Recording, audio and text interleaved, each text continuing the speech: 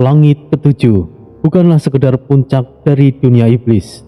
Itu adalah inti kekuasaan, rahasia terdalam kegelapan, dan singgasana terakhir dari segala bentuk kemurnian iblis.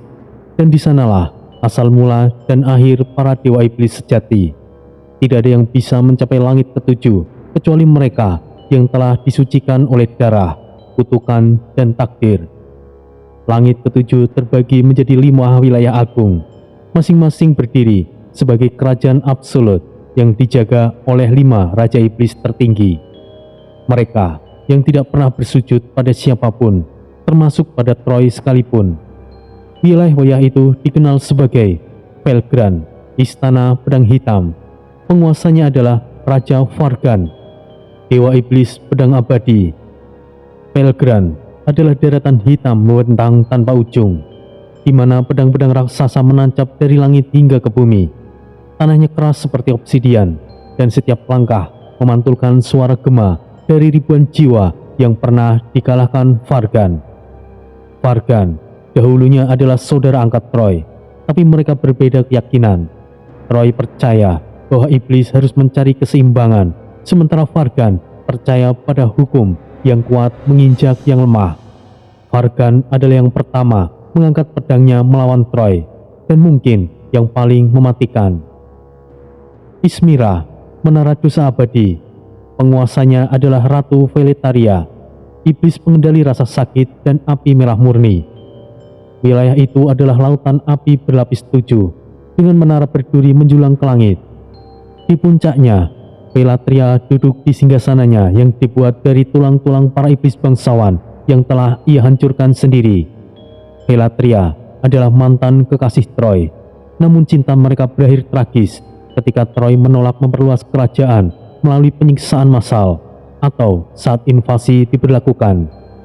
Velatria memandang Troy sebagai lemah dan akhirnya mengkhianatinya, membakar seluruh pasukan Troy yang bertahan di wilayahnya. Granos, kubah keheningan yang tidak bernama. Penguasanya Zaldur, dewa iblis tanpa wajah. Di Granos, suara tidak ada. Segala sesuatu dibungkam oleh lapisan kutukan yang menghantui setiap pikiran. Awan hitam menggantung seperti bisikan mati. Di tengah wilayah itu berdiri kubah obsidian yang tidak bernama. Tempat Zaldur duduk diam, tidak pernah berbicara. Zaldur adalah yang paling misterius. Ia dahulu adalah penasihat spiritual Troy, tapi penglihatannya membawanya pada keputusan mengkhianati sang raja. Ia percaya bahwa kehancuran total adalah evolusi tertinggi iblis. Taimor, lembah darah abadi. Penguasanya adalah Drogas, iblis kanibal penjaga tubuh dan daging. Taimor adalah padang luas penuh kuburan raksasa dan danau darah yang tidak pernah kering. Udara penuh dengan jeritan roh-roh yang tidak bisa mati. Tubuh mereka terus dimakan dan beregenerasi dalam siklus kutukan. Drogas dulunya adalah Jenderal Troy, paling setia, namun juga paling rakus. Ketika Troy mulai menanamkan rasa keadilan pada pasukannya, Drogas memberontak. Ia percaya bahwa tubuh dan kekuatan adalah segalanya.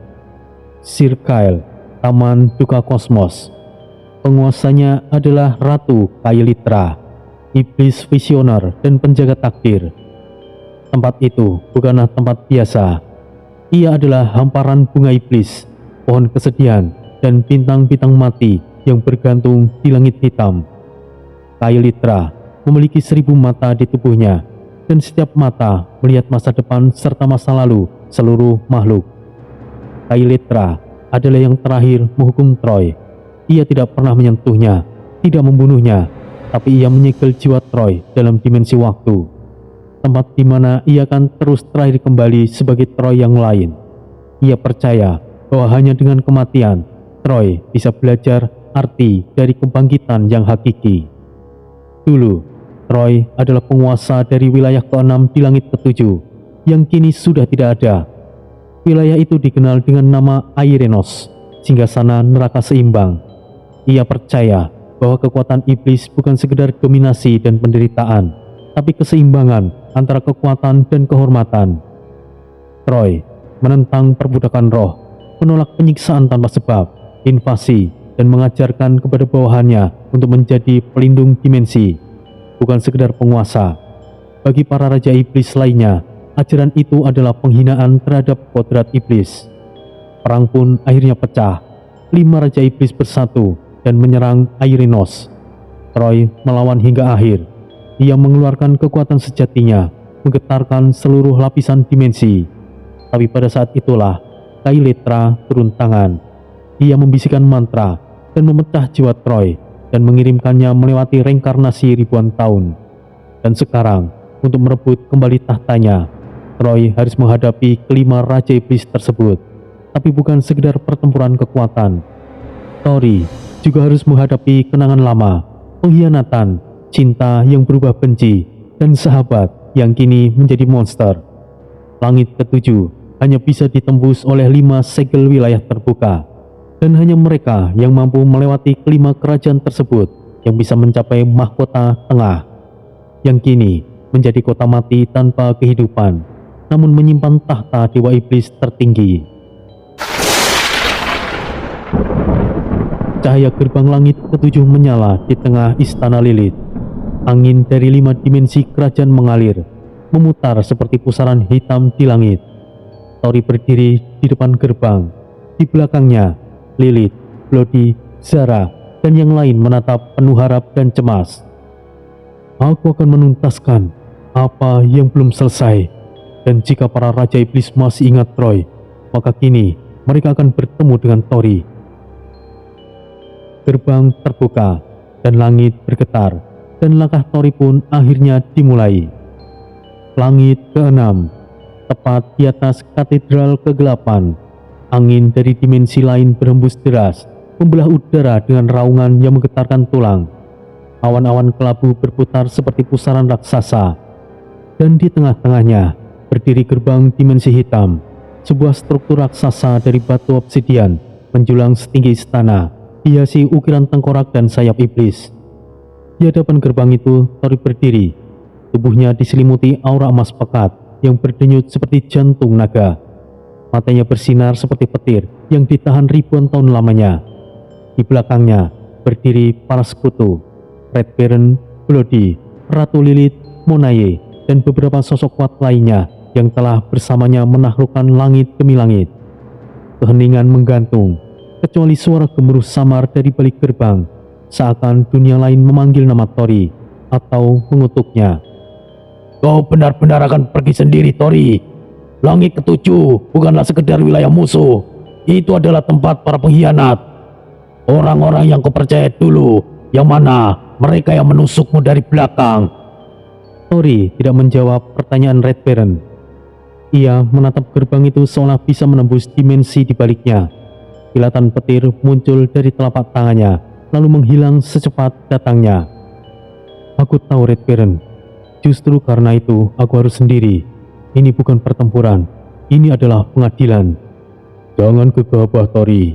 Jika menganggap ini bisa diselesaikan sendiri, setidaknya bawa aku atau Lilith, kita sudah melalui neraka bersama, seru Bloody. Lilith melangkah maju, mata hitam legamnya menatap Tori dengan tajam. Kau ingin menembus masa lalu, Tori? Aku mengerti. Tapi, apakah kau pikir kami ini hanya pasukanmu? Kami keluargamu juga sekarang. Dan jika kau jatuh di langit ketujuh, siapa yang akan memanggilmu kembali? Tori memejamkan mata sejenak. Suara angin semakin liar. Aura hitam mengalir dari dasar gerbang dimensi hitam, membentuk pusaran energi yang mulai menggila. Sebuah ledakan kecil memancar dari permukaan gerbang, menandakan bahwa dimensi itu mulai bereaksi pada kehadiran Tori. Kalian semua telah melakukan cukup banyak. Red Baron, kau tetaplah di sini. Jaga gerbang ini. Jika aku gagal, bakar langit ini. Hancurkan semuanya. Jangan bicara seperti itu, Tori. Kau bukanlah orang yang bertindak gegabah. Tiba-tiba, dari sisi timur altar, terdengar langkah ringan. Sosok mungil namun memancarkan aura tua muncul dari balik bayangan. Monaye, rambutnya putih perak, menari pelan tertiup angin dimensi. Tuan, langit ketujuh bukan hanya tempat ramah. Aku bisa tahu itu. Tapi di sana juga tempat asalmu, asal Troy. Kau pernah menjadi bagian dari mereka. Jika kau sudah memutuskan, maka aku harus percaya. Aku akan mengingatnya, Monaye. Aku akan kembali dan menjadi penguasa lagi. Suamiku, satu pertanyaan terakhir. Apa yang akan kau lakukan jika kau menemukan dirimu sendiri juga bagian dari kehancuran? Lilith, mungkin Troy adalah dewa iblis kehancuran atas segala tindakannya. Tapi aku bukan hanya Troy, tapi aku juga Tori. Gerbang dimensi hitam merespon kata-kata Tori. Ukiran di seluruh permukaannya menyala merah darah, dan dari celah tengahnya muncullah kilatan energi ungu tua yang berputar-putar seperti spiral neraka. Satu ledakan besar terjadi. Pusaran energi membuka celah di tengah gerbang, menganga lebar dan menghisap udara di sekitarnya. Tori berdiri di ambang gerbang. Angin menyayat tubuhnya, tapi tidak ada sedikit pun keraguan di wajahnya. Ia berbalik untuk terakhir kalinya. Terima kasih. Semua ini terjadi karena kalian tetap berada di sisiku. Tapi mulai dari sini, aku akan berjalan sendiri. Jangan mati di sana, Tori. Karena jika kau mati, aku akan menyusul dan membangkitkanmu hanya untuk menghajarmu. Kau terlalu keras kepala, Tori. Tapi, ya, semoga mereka siap menyambut neraka yang sesungguhnya. Selamat jalan. Kami menunggu kau kembali, suamiku. Aku percaya kau pasti berhasil. Aku akan selalu menunggumu. Zara menambahkan. Tori mengangkat tangan kanannya. Pedang dewa iblisnya merespon. Langkah pertama pun diambilnya. Satu kaki di dalam pusaran dimensi. Tubuhnya mulai terserap ke dalam, seperti bayangan yang telah ditelan waktu. Sebelum sepenuhnya menghilang, suara Tori terdengar samar. Langit ketujuh, aku datang kembali. Lalu, dalam ledakan besar terakhir, gerbang tertutup kembali. Angin berhenti, dan dunia terdiam, menanti apa yang akan terjadi di balik dimensi terlarang itu. Langit ketujuh tidak seperti apapun yang ada di bawahnya. Udara terasa berat, tidak karena gravitasi, tapi karena penolakan semesta itu sendiri. Kabut telah membungkus segalanya, menyelimuti bebatuan raksasa dan reruntuhan menara-menara iblis yang menjulang dalam diam. Tidak ada suara burung, tidak ada desir angin, hanya desing senyap yang menggema di setiap penjuru. Seolah dunia itu tidak pernah mengizinkan satu kata pun hidup terlalu lama. Di tengah kegelapan itu berdiri sebuah gerbang, pintu hitam 7 meter, sebuah struktur dari obsidian berurat darah. Ukirannya bergerak, berdenyut seperti daging yang hidup. Dan pada tengah gerbang tergambar wajah iblis dengan 7 mata yang selalu mengamati siapapun yang datang. Dari pusaran gelap di belakangnya, ia muncul, sosok bertudung aura iblis berwarna emas kehitaman. Tubuhnya memancarkan panas, namun bukan panas dari api, melainkan panas dari dendam dan kekuatan yang telah lama tersegel. Langkah-langkahnya berat, menggema seperti palu memukul takdir. Lalu, suara pertama pun terdengar, suara yang mengiris keheningan. Berhenti! Dari balik kabut, mereka muncul, para legion iblis hitam.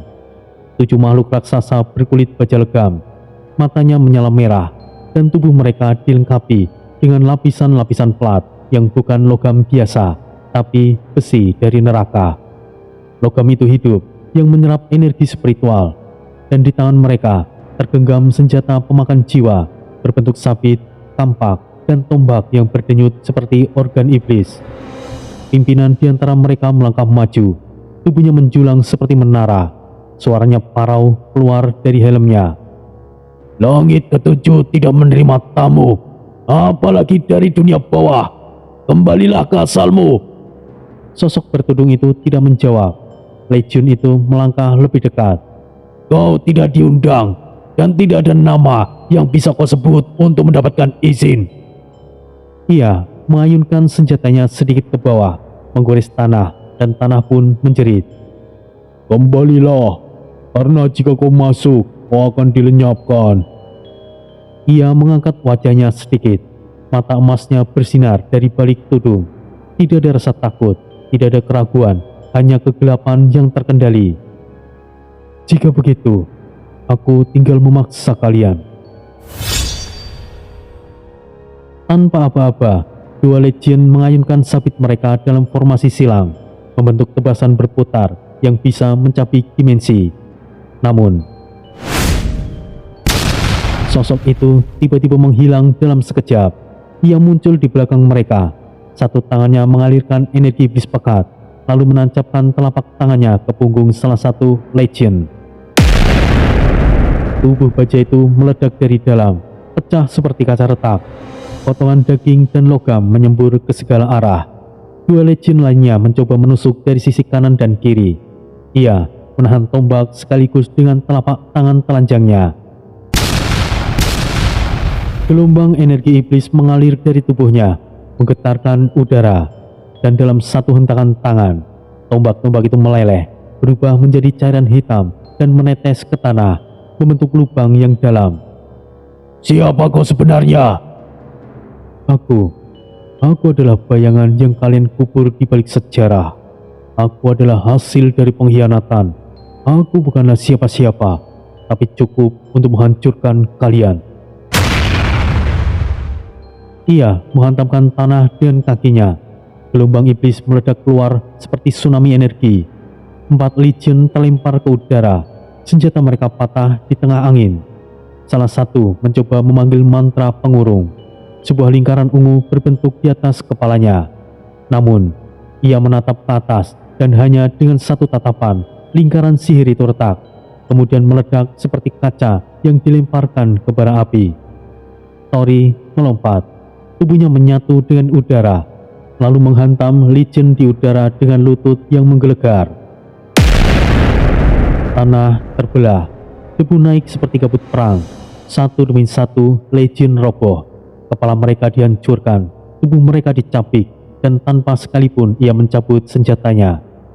Tori bertarung dengan tangan kosong, tapi setiap pukulannya membawa getaran neraka. Setiap langkahnya mengandung kutukan surgawi. Ia adalah perpaduan antara keheningan dan kehancuran. Akhirnya, satu legion tersisa, terluka parah dan lututnya gemetar. Tunggu, aku hanyalah penjaga. Aku tidak tahu siapa dirimu. Ia mengangkat perlahan. Mata emas itu menyala lebih terang. Kalian semua memang tidak tahu, karena sejarah membuang namaku. Dan sekarang, yang mati tidak perlu tahu.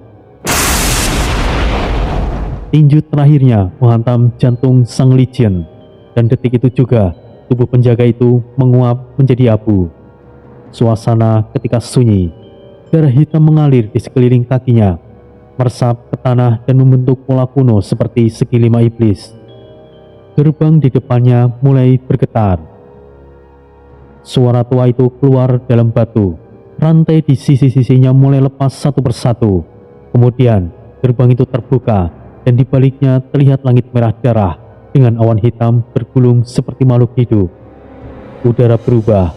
Di sanalah dunia yang telah melupakannya, dan di sanalah langit ketujuh, tempat para iblis tertinggi berkumpul, tempat sejarah dikubur, dan tempat ia dulu berdiri sebelum semuanya mengkhianatinya. Tori melangkah ke dalam. Jadi, disinilah wilayah langit ketujuh. Energi iblis di sini jauh lebih kuat. Saatnya aku mengambil tahta. Langit di atas kota itu merah menyala seperti bara yang tidak pernah padam. Gumpalan asap hitam melayang lambat dari cerobong-cerobong bangunan tinggi yang terbuat dari tulang iblis dan batu bara neraka. Kota itu berdetak dengan kekacauan yang teratur, di mana kekuatan adalah hukum, dan hukum hanyalah alasan bagi yang lebih kuat untuk menindas tanpa celah. Tori melangkah perlahan, jubahnya diselimuti debu merah pekat yang berterbangan tiap kali kakinya menginjak jalan berbatu. Ia menyembunyikan aura sepenuhnya. Tidak ada kilatan kuasa, tidak ada bayangan pusaka atau riak energi. Yang nampak hanyalah siluet seorang yang nampak asing namun tidak menonjol. Tori melewati kerumunan makhluk-makhluk berwujud aneh. Ada yang berjalan di atas cakar api, ada pula yang menyeret rantai di leher mereka sendiri, sembari tertawa seperti orang gila. Mereka tidak peduli dengan kedatangan sosok baru, sebab setiap hari selalu saja ada yang makhluk datang dan biasanya tidak akan bertahan lama. Tori menatap ke depan, matanya menyorot tajam ke arah pusat keramaian. Sepertinya pusatnya ada di jantung kota, tempat segala rahasia terkumpul dan segala pengkhianatan dimulai. Tori menelusuri lorong-lorong sempit di antara bangunan yang seperti ditumpuk sembarangan. Bau sulfur, darah busuk, dan keringat iblis membuat udara terasa lebih berat dari asap mercon. Para pedagang berteriak, menawarkan roh-roh yang terperangkap dalam botol kaca, senjata dari logam kutukan, hingga jimat pengikat jiwa. Roh perawan dari dunia ketujuh, hanya dengan 3 koin emas. Mari, masuklah. Perisai tulang naga, ambil dan gigit hidup-hidup musuhmu. Tori mendekat ke salah satu lapak. Seorang pedaging iblis dengan tanduk bengkok dan mulut robek menyeringai. Hei, kok kelihatannya butuh arah, orang asing? Mencari kekuatan, roh, atau pelindung dari para pemburu? Aku hanya mencari informasi. Ah, informasi. Harganya mahal di sini, tapi selalu bisa dinegosiasikan. Sebelum pembicaraan berlanjut, seorang iblis kecil yang bersembunyi di balik pilar patah berbisik pada temannya. Mereka memperhatikan Tori sejak masuk kota dan kini semakin yakin. Hei, dia asing, tidak bau neraka, tubuhnya terlalu tenang, tapi dia nampak lemah. Lemah dan sendirian, artinya emas mengalir dan kepala mudah untuk dipenggal. Mereka menghilang dalam bayangan, terus mengikuti Tori diam-diam. Tori sendiri tahu ia sedang diikuti. Sejak 3 blok pertama, nafas para pengintai itu tidak luput dari pendengarannya. Tapi ia tidak peduli. Ia berjalan seperti biasa, bahkan menyempatkan diri bertanya pada seorang pengemis iblis tanpa tangan yang menggoyangkan kaleng kecil. Lembah merah, tempat berkumpulnya roh-roh tua. Di sana rahasia disimpan dan ditumbalkan. Bisik pengemis tanpa diminta, seolah membaca tujuan Tori. Meskipun ia hanyalah pengemis, tapi jika ia berada di langit kelima ataupun keenam, ia adalah sosok yang sangat kuat. Tori meninggalkan beberapa kepingan logam merah, bukan sebagai imbalan, tapi sebagai isyarat seorang pendengar. Tori terus melangkah hingga sampai di sebuah bangunan besar di tengah kota, berhiaskan bendera kain kulit yang tercapik. Bangunan itu lebih mirip pasar gelap sekaligus rumah pertarungan, di mana para iblis duduk bersila, makan dengan rakus, dan menertawakan kekalahan satu sama lain sambil bertaruh dengan potongan tubuh. Suara tawa dan benturan logam mengisi udara. Tori berdiri di pintu masuk, mengamati tempat itu. Tidak lama kemudian, 3 iblis bertubuh gemuk dan bersisik hitam menghampirinya dari bayang pilar. Salah satunya menyeringai, menampakkan gigi emas yang bertulisan kata takdir. Kau asing, kau terlihat seperti bangkai berjalan, tapi kami tahu kau bukan orang sembarangan. Tori menoleh dan diam. Kau mencari sesuatu bukan? Kalau informasi, kami tahu di mana tempatnya. Tapi bukan di kota ini. Tidak semua rahasia bisa dibeli dengan koin. Di luar kota ada lembah, tidak tercatat di peta. Hanya mereka yang diizinkan bisa masuk. Kami bisa membawamu. Hehehe. Tori menyipitkan mata. Ada kebohongan di balik tatapan mereka, tapi juga ketakutan. Mereka tahu siapa dia, namun merasa peluang emas ada di depan mereka. Kau hanya perlu ikut, tapi jangan macam-macam. Kami tidak suka tipu muslihat. Baiklah, tunjukkan jalannya. Dengan cepat, rombongan kecil iblis itu memberi sinyal pada kelompok lain. Dari balik bangunan, dari atap, dari lorong sempit, puluhan iblis mulai berkumpul secara diam-diam. Mereka tidak berbicara, hanya mengikuti dalam diam, seperti kawanan burung bangkai yang mencium darah. Tori tetap tenang berjalan, tidak menoleh. Langit merah di atas kota itu perlahan mulai menggelap, bukan karena malam, tapi karena mereka telah melewati batas kota dan memasuki tanah tandus yang disebut luar jalur. Tanah itu retak dan menyemburkan asap. Tidak ada kehidupan, selain kerangka hewan iblis yang berserakan. Angin kering menggesek permukaan kulit seperti pisau tipis. Di kejauhan, sebuah lembah menganga lebar, diliputi kabut merah muda yang nampak seperti roh-roh yang terperangkap. Lembah penindasan. Kau masuk, kau tidak akan keluar tanpa kehilangan sesuatu. Bagus, karena aku datang untuk memastikan itu.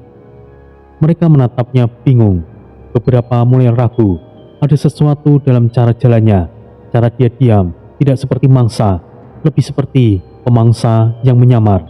Namun mereka tetap berjalan, menuntunnya menuju mulut lembah yang terbuka, seperti luka di permukaan dunia. Kabut semakin pekat, tanah berdenyut seolah bernafas. Dari balik kabut, samar terdengar suara jeritan-jeritan seperti roh yang dicabik hidup-hidup. Beberapa iblis mulai tampak gelisah. Hei, kau yakin dia tidak tahu? Tenanglah, ia bukanlah siapa-siapa. Kita akan selesaikan ini dengan cepat dan ambil semuanya seperti biasanya. Tori terus melangkah di depan mereka. Tidak ada rasa takut, tidak ada keraguan. Dalam diam ia berkata dalam hati, "Bawalah aku ke sarangmu. Biarkan kalian semua merasa menang, sampai saatnya neraka benar-benar datang menyeret kalian." Kabut tiba-tiba menelan mereka, dan angin berhenti berhembus. Langit di atas lembah lurak membawa merah gelap, seolah diselimuti tirai darah dan debu abadi. Angin yang bertiup membawa aroma busuk daging terbakar dan tulang rapuh. Gemuruh samar terdengar dari kejauhan, seolah bumi sendiri merintih. Lembah itu bukanlah tempat untuk hidup. Itu adalah kuburan bagi yang dikhianati, ditinggalkan, dan dikorbankan. Tori berdiri di tengah reruntuhan bangunan kuno yang sudah porak-poranda. Pilar-pilar patah, batuan hitam berlumur lumut darah, dan tengkorak makhluk-makhluk tak dikenal berserakan di sekitar. Ia tetap diam, wajahnya tenang, pandangannya tidak teralihkan. Meskipun kini dikelilingi oleh 20 iblis tingkat menengah, semuanya pemilik energi merah pekat yang berkilauan dari tubuh mereka seperti api neraka yang belum padam. Mereka mengitari Tori dengan penuh percaya diri. Tubuh-tubuh tinggi menjulang dengan bentuk yang aneh, bertanduk, bersisik, bercakar, ada yang bersayap, dan ada pula yang bermata lebih dari 2. Beberapa mengangkat senjata, pedang iblis berwarna hitam pekat, tampak berlidah api, dan rantai yang nampak hidup seperti ular. Salah satu dari mereka melangkah maju, tubuhnya besar seperti batu raksasa, dengan suara yang dalam seperti guru yang ditahan. Hei, kau pikir kami tidak tahu siapa kau?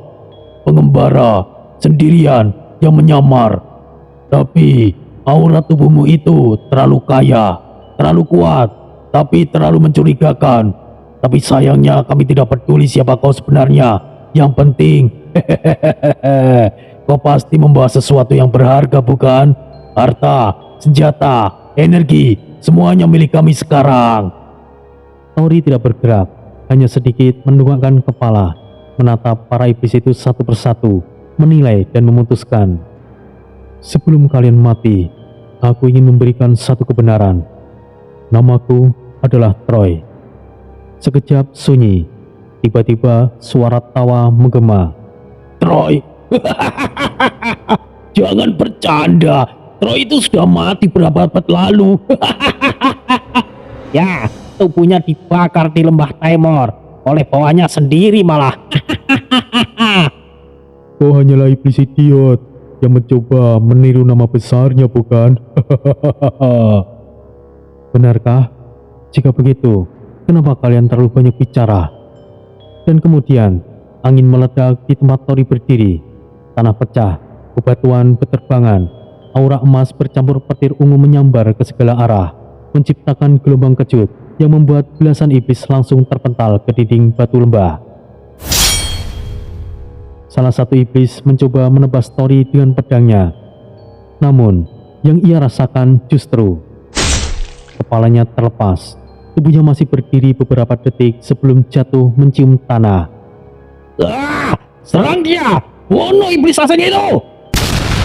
Tori menggetakkan kakinya. Di tanah muncul pusaran energi berbentuk sosok raksasa hitam. Bayangannya melintas sekejap, dan 3 iblis terbelah tanpa sempat bersuara. Satu iblis bersayap menyerbu dari atas. Namun dalam satu ayunan tangan, Tori melemparkan ledakan iblis yang membakar tubuh iblis itu menjadi abu. Hanya menyisakan arang yang berasap. Apa yang terjadi? Dia bukanlah iblis biasa. Ini bukan dia bukan penjelajah. Dia. Tori mencabut ranting kering di bawah kakinya. Lalu dalam dua kedipan mata, ia menghilang dari pandangan dan muncul kembali di tengah-tengah kawanan iblis. Ranting itu berputar, menyayat, menusuk, menari di udara. Darah hitam menyembur ke segala arah. Kepala berterbangan, jeritan kesakitan terdengar seolah simfoni neraka. Ampuni aku, ampun. Salah satu iblis yang tersisa kini tertunduk. Tubuhnya gemetar, satu tangannya hilang, darah mengalir dari matanya. Ia menunduk mencium tanah dan bersujud pada kaki Tori. Tolong, aku hanya ingin hidup. Kumohon. Tori berdiri di hadapannya, jubahnya berkibar oleh sisa badai energi. Wajahnya tidak menunjukkan emosi. Kau ingin hidup, maka bicaralah. Apa yang terjadi di langit ketujuh? Siapa yang berkuasa? Iblis itu terisak, namun langsung menjawab seperti air bah yang tertahan. Ada 5 wilayah, 5 kekuatan yang tidak tergoyahkan. Yang pertama, Sirkael, Taman Duka Kosmos, dikuasai oleh Kailetra, Sang Ratu Mata, penjaga takdir yang bisa melihat semua kemungkinan dan masa depan. Kedua, Lembah Taimor, Lembah Darah Abadi. Wilayah itu dikendalikan oleh Raja Drogas, pemakan daging, iblis kanibal yang dulu adalah Jenderal Besar Troy, lalu mengkhianatinya demi kekuasaan. Wajah Tori sedikit menegang, namun ia hanya mengepalkan tangannya. Lanjutkan. Ketiga adalah Granos, kubah keheningan tak bernama, dikuasai oleh Zaldur, sang raja tanpa wajah, dewa iblis yang menghapus nama dan kenangan siapapun yang ia sentuh. Dan keempat, Ismaira, menara dosa abadi, dikuasai oleh Ratu Velataria, penguasa rasa sakit dan api merah. Mereka bilang dia bisa membuat siapapun menderita selama 1000 tahun hanya dengan bisikan. Dan terakhir, Pelgran, istana pedang hitam milik Raja Vargan, penguasa pedang abadi. Dia bahkan bisa membantai pasukan hanya dengan satu ayunan. Setiap pedangnya menyimpan jiwa-jiwa korbannya. Tori mendengar semuanya dengan tenang, lalu bertanya satu kalimat. Lalu, di mana letak Lembah Taimor? Iblis itu menjawab dengan cepat, menunjuk arah tenggara. Ikutilah aliran sungai darah. Saat air mulai menggelembung, itu batas wilayah mereka. Tori mengangguk, lalu menatap iblis itu 1 detik lebih lama. Kau sudah berjanji membiarkanku hidup, bukan? Kematianmu tidak layak di tanganku. Terima kasih Tuan Yang Agung, terima kasih. Iblis itu roboh menangis lega, namun seketika dari langit bergetar.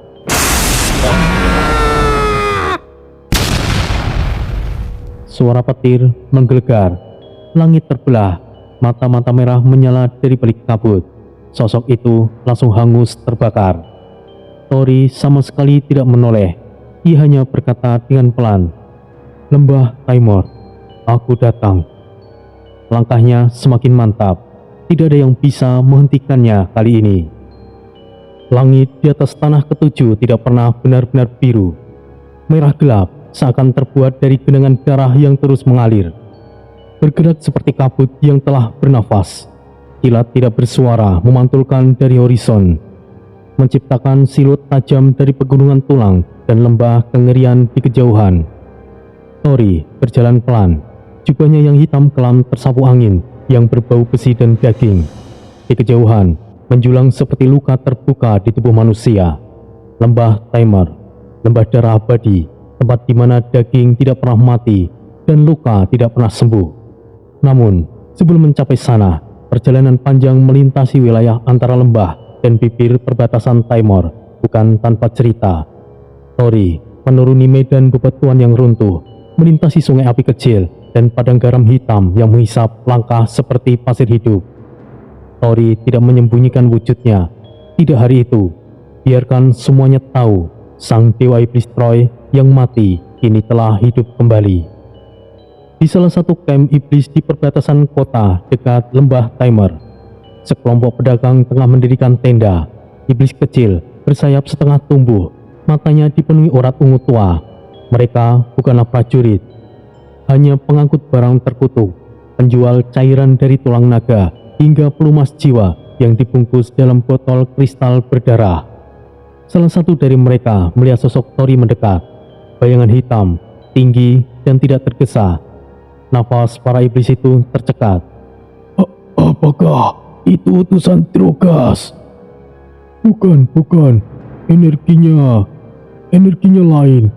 Ini bukan iblis biasa.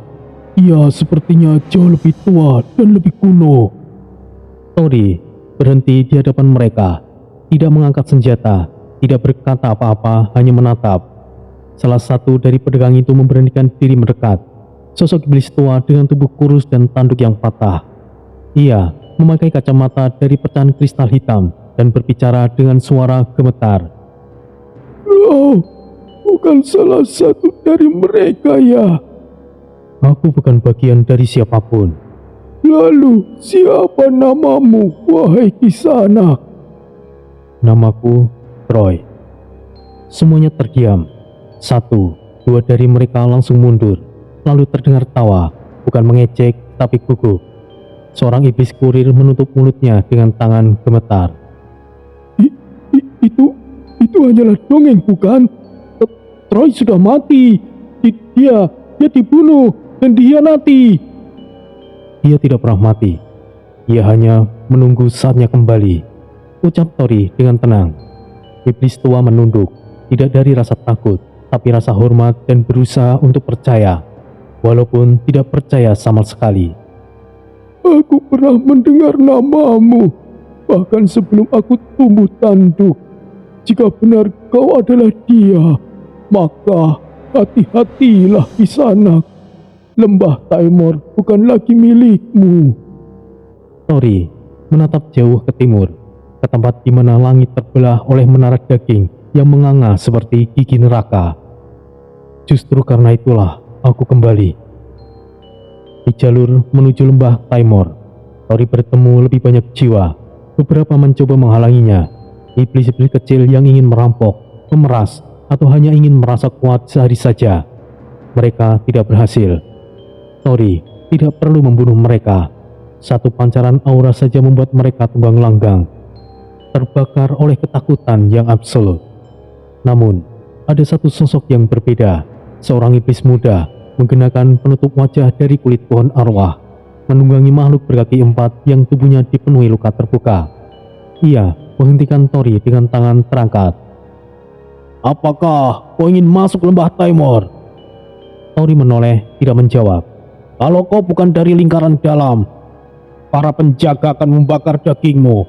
Bahkan sebelum kau mengetuk gerbangnya, mereka menanamkan mantra penjaga darah di udara yang tidak sesuai akan terbakar dari dalam.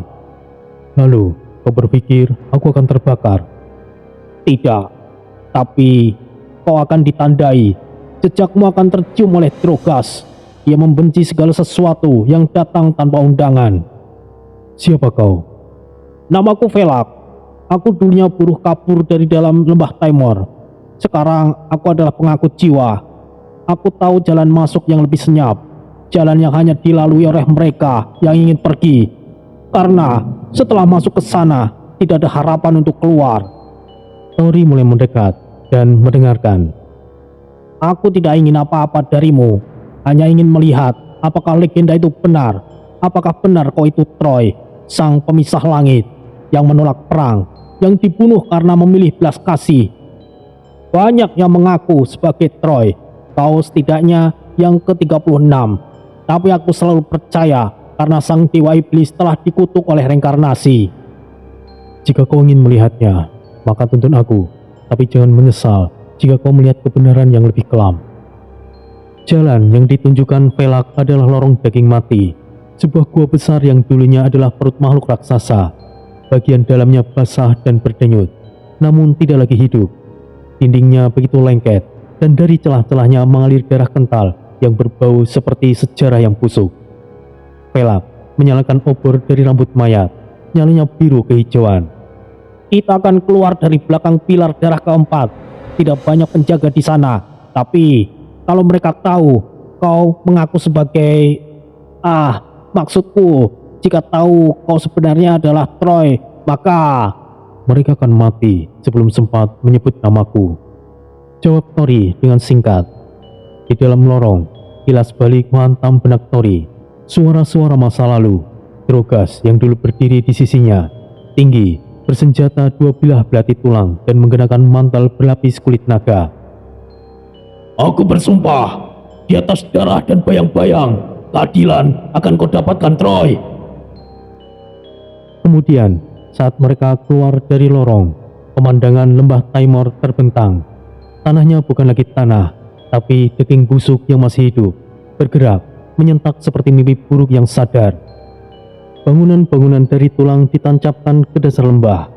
Menara darah menjulang seperti duri dari tubuh dewa yang dilupakan. Angin membawa nyanyian dari danau darah, bahasa roh yang menyanyi dalam ratapan dan pujian.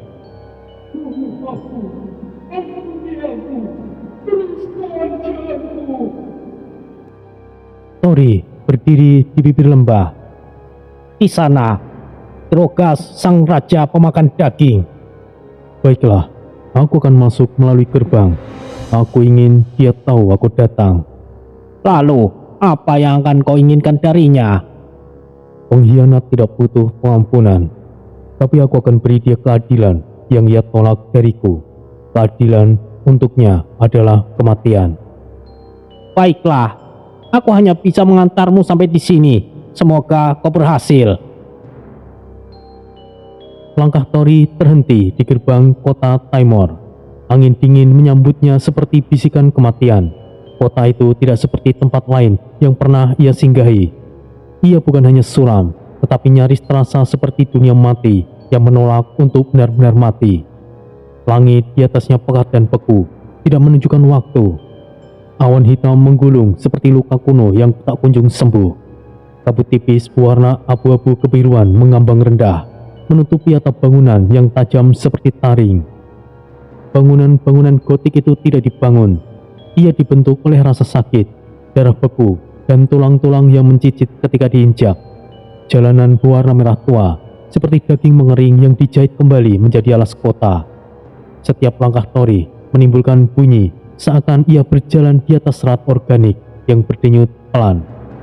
Tidak ada suara, tidak ada tawa, tidak ada anak-anak yang berlari. Hanya suara nafas berat dan langkah-langkah lemah dari para penduduk yang seperti hidup tanpa benar-benar hidup.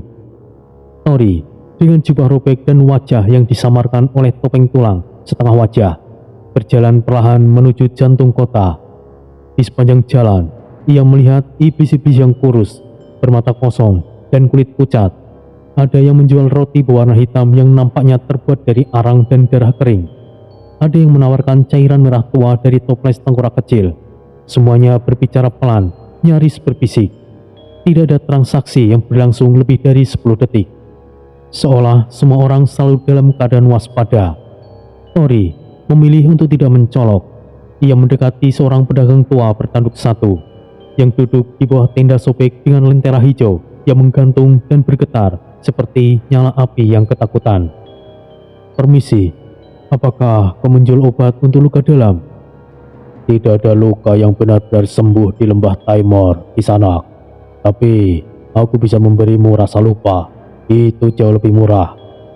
Tori mengangguk ringan, lalu duduk di peti kayu di dekatnya. Ia mengeluarkan beberapa keping logam hitam dari dalam sakunya.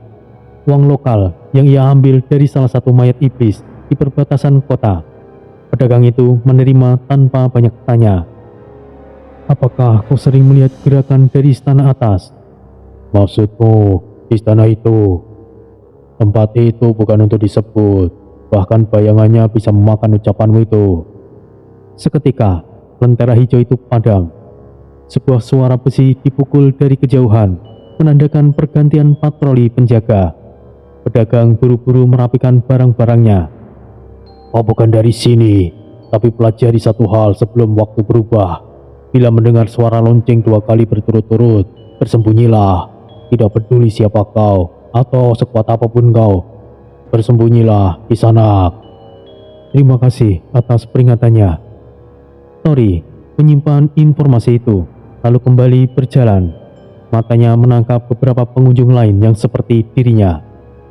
Pengelana atau mungkin buronan, tapi semua memiliki kesamaan, menunduk, diam, dan selalu menyisakan celah pandang ke belakang. Ia mampir ke sebuah kedai kecil yang hampir roboh.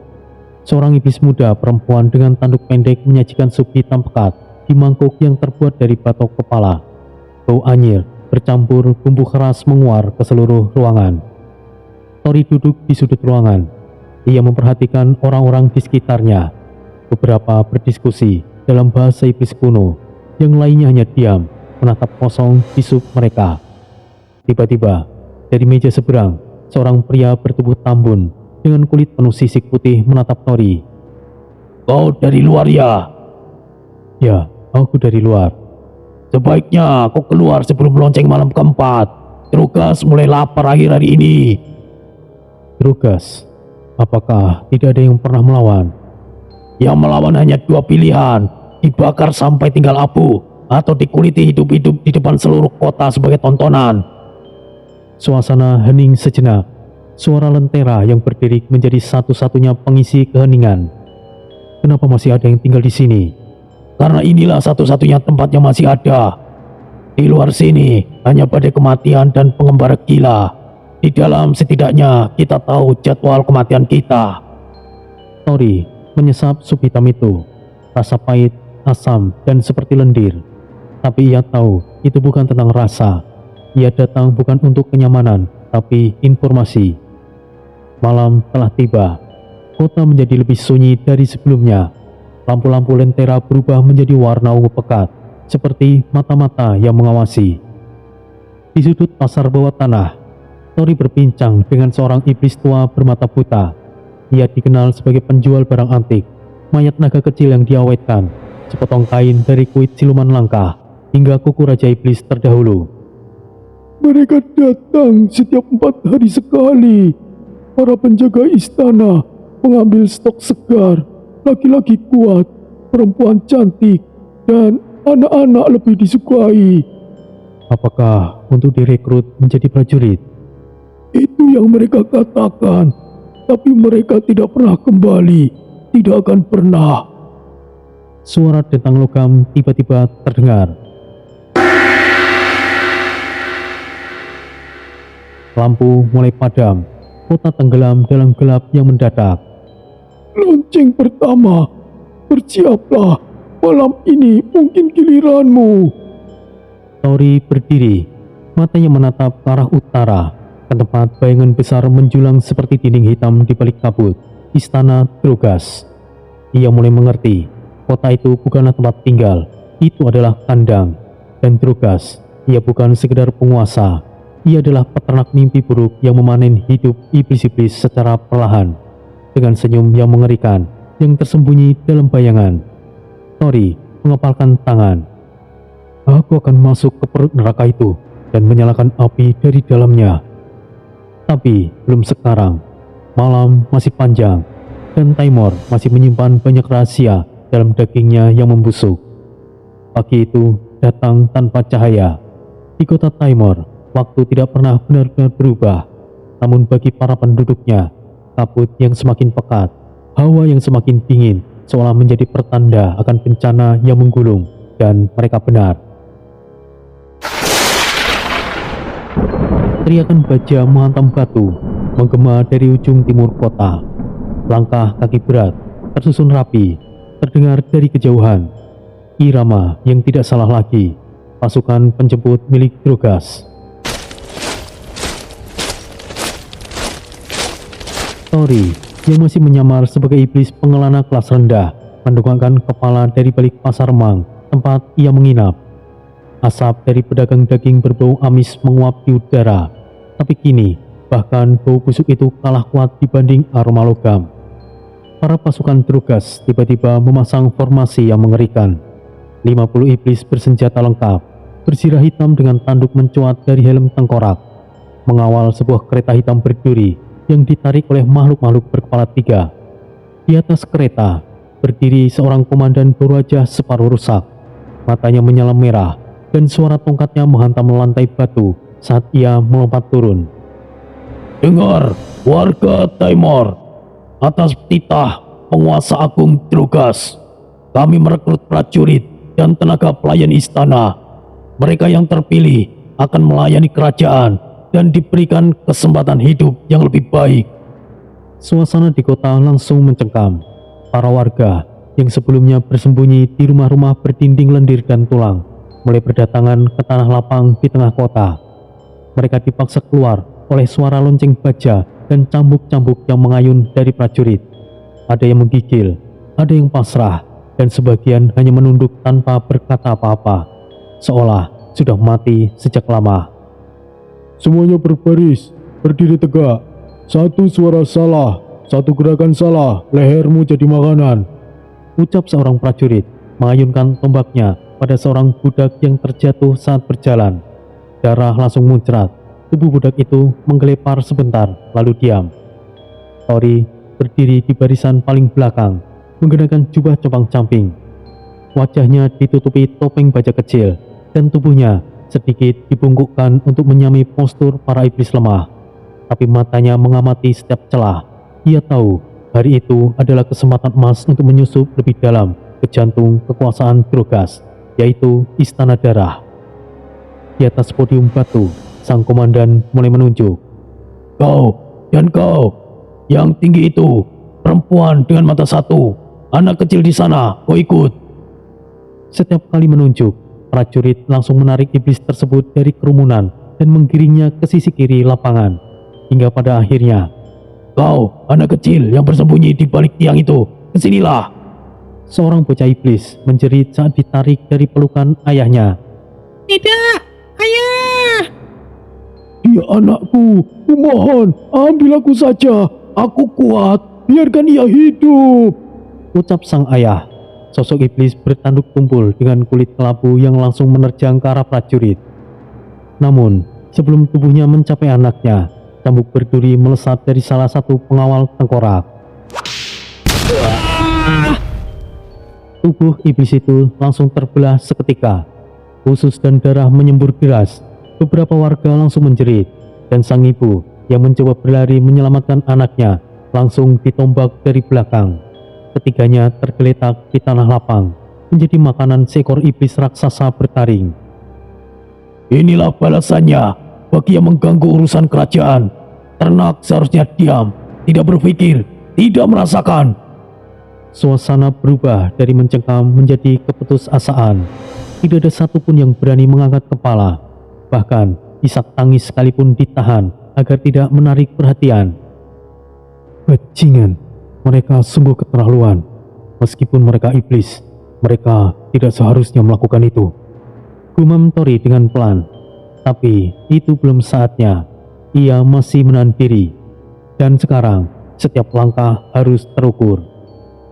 Aku akan ikut. Suara Tori tenang namun lantang. Sang komandan menoleh dengan sinis. Oh, seorang iblis lemah berani mengajukan diri. Menarik, menarik sekali. Komandan itu mendekat, mencengkeram bahu Tori dan mengangkat wajahnya. Posturmu bagus, gigi yang kuat, kulitmu cukup kenyal. Drogas pasti menyukaimu. Mungkin sebagai pelayan, atau ya setidaknya tidak buruk. Prajurit-prajurit di belakangnya mulai tertawa keji. Bawa dia, ia cukup lumayan. Tori didorong keras hingga hampir tersungkur ke tanah, lalu digiring bersama 50 iblis lainnya menuju kereta. Setiap dari mereka diberi borgol baja. Meskipun Tori pura-pura membiarkan dirinya diborgol, ia tahu cara melepaskannya dalam sekejap. Di dalam gerbong, para iblis duduk terdiam. Banyak yang masih menangis dalam hati. Ada yang mencoba menenangkan satu sama lain. Ada pula yang kehilangan harapan. Di sisi Tori, seekor iblis wanita berambut merah dengan luka di pipinya berbisik. Kenapa kau mengajukan diri? Bodoh, kita semuanya akan dimakan. Mereka bilang pelayan, tapi yang benar hanya satu. Kita akan masuk istana dan kita tidak akan keluar. Tori menatap lurus ke depan, matanya tajam dan suaranya dingin. Aku tidak datang untuk keluar, jawabnya dengan singkat. Roda-roda gerbong mulai berputar, melewati jalan-jalan berwarna daging, membawa mereka keluar dari kota Timor, menuju lembah kegelapan, menuju istana darah. Teriakan warga yang tertinggal bergema dari kejauhan, tidak satupun berani memberontak. Mereka semuanya tahu, pasukan Drogas bukan hanya prajurit, mereka adalah Al-Wujud terakhir yang akan menghancurkan siapa saja yang melawan. Langit tetap gelap, kabut tetap dingin, tapi dalam hati Tori, bara itu mulai menyala. Tunggu aku, Drogas, tunggu saja. Langit guru neraka nampak menggantung muram. Awan berwarna merah darah menggumpal di atas, seakan menatap dingin rombongan yang tengah dipaksa berjalan di bawahnya. Angin mengandung bau amis dan besi, membawa serta bisikan-bisikan dari roh-roh yang dikorbankan. Mereka bukan manusia, mereka para iblis rendahan, warga kota kecil di pinggiran kekuasaan Drogas, yang kini hanya tinggal angka dalam daftar panjang korban penindasan kekaisaran tersebut.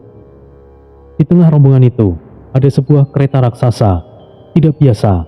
Kereta itu tidak terbuat dari kayu ataupun logam, tapi dari tulang belakang seekor iblis kuno yang telah dikeringkan dan disihir ulang. Lengkungannya panjang, seperti ular raksasa yang dipaksa merangkak dari atas tanah panas. Roda-rodanya bukan dari besi, melainkan dari tulang-tulang lutut yang menyatu dengan sihir kegelapan. Tiap kali roda berputar, terdengar jeritan lirih, suara roh-roh yang belum sempat pergi dari tulang-tulang tersebut. Kereta itu berhenti dengan hentakan yang keras, memekakkan telinga para terpilih di dalamnya. Mereka, para iblis yang telah dipilih paksa, disusun dalam barisan di dalam kereta. Beberapa menangis, beberapa merintih, tidak sedikit pula yang hanya duduk diam, matanya kosong, pasrah akan takdir yang menanti. Di antara mereka, duduklah Tori. Wajahnya tertunduk, rambutnya sedikit menutupi mata, tapi dalam diamnya, pikirannya berputar dengan cepat. Setiap detail yang ia tangkap, jumlah penjaga, arah angin, nada bicara para pengawal, hingga detak kecil dari tongkat sihir yang dibawa Komandan Tengkorak. Ia tahu, belum saatnya bertindak, tapi setiap momen, setiap detik adalah kesempatan untuk mempelajari kelemahan lawan. Dari sebelah kanannya, suara lirih terdengar. Seorang iblis tua dengan tubuh keriput dan mata merah redup berbisik. Kau tahu apa yang mereka lakukan begitu kita sampai? Tori tidak menjawab. Lalu iblis tua itu melanjutkan. Kita akan dimasukkan ke dalam panci besi, dimasak secara perlahan. Drogas menyukai darah yang manis, dan kau tahu apa yang membuat darah itu manis? Ketakutan. Ketakutan membuat darah kita mendidih, dan itu terasa manis. Tori hanya mengangkat wajahnya sedikit. Tatapannya tidak terganggu, tapi ada seberkas api kecil yang menyala di matanya. Tiba-tiba, kereta berhenti. Di luar, suara cambuk terdengar memekakkan telinga. Rombongan diminta turun. Mereka belum tiba, tapi para prajurit hendak memaksa mereka melanjutkan perjalanan kaki. Tanah yang mereka pijak kini berubah dari tanah gurun yang gersang menjadi memasuki wilayah hutan iblis. Pohon-pohonnya tinggi, namun bukan daun yang menggantung di ujung rantingnya, melainkan jari-jari tangan dan lidah yang mengering. Bau busuk menyengat menusuk hidung, bercampur dengan kabut tipis yang membuat segalanya tampak suram dan dingin. Para prajurit Drogas mengatur barisan. Setiap 10 iblis dikawal oleh 2 pengawal tengkorak. Maju, cepat! Aku tidak bisa jalan. Tolong! Tidak berguna. Kepala sosok iblis itu menghantam batu. Darah hitam mengalir dari pelipisnya. Tidak ada yang berani bergerak. Semuanya tahu, Satu langkah yang salah berarti kematian. Perjalanan melelahkan itu terus berlangsung berjam-jam. Panas, kehausan, dan rasa takut membuat banyak iblis nyaris roboh. Tapi, siapa yang roboh akan dibantai. Salah satu iblis nampak lelah luar biasa dan mulai jatuh tersungkur. Aku hanya butuh air. Cambuk sihir menghantam punggungnya. Ia masih mencoba bangkit. Begitu ia menoleh, ujung tombak langsung menghujam perutnya.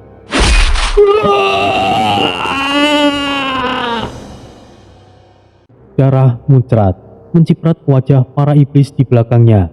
Seorang anak iblis menjerit melihat ayahnya dibunuh begitu saja. Tidak, ayah! Diam kau bocah. Anak itu dipukul, namun tidak berhenti menangis. Salah satu iblis muda mencoba melindungi sang anak. Tolong, ia hanyalah anak kecil. Lehernya langsung dipotong di tempat. Darahnya menyembur seperti air mancur. Tangisan langsung pecah.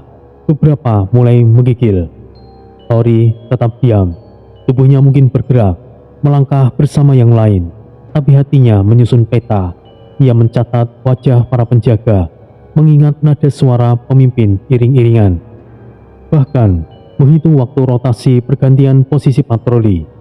Apakah Tori akan mulai bertindak atau dia akan tetap diam? Namun satu yang pasti, mereka yang sudah ditargetkan oleh Tori pasti akan mati mengenaskan.